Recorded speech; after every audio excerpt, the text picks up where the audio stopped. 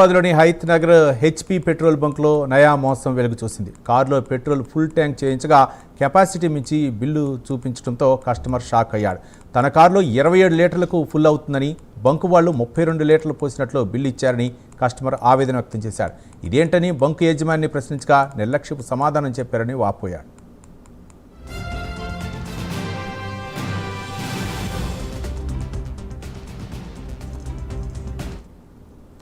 గ్లాసులు ఉంటుంది 5 లీటర్లు మెదిలింగ్ సిలిండర్లో కొడితే నీకు వస్తుంది.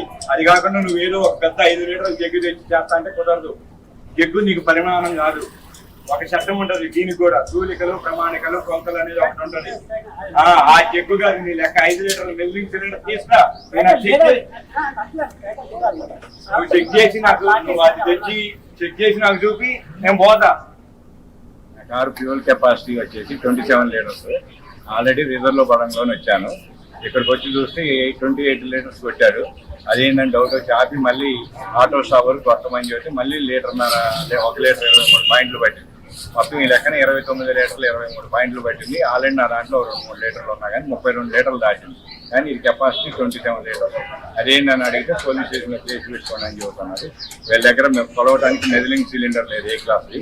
ఒక ఏదో 5 లీటర్స్ జార్ ఉంది. ఆ జార్ తీసుకోమంటారు. ఆ జార్ కాదండి, అది క్యాలిబ్రేటెడ్ కాదు.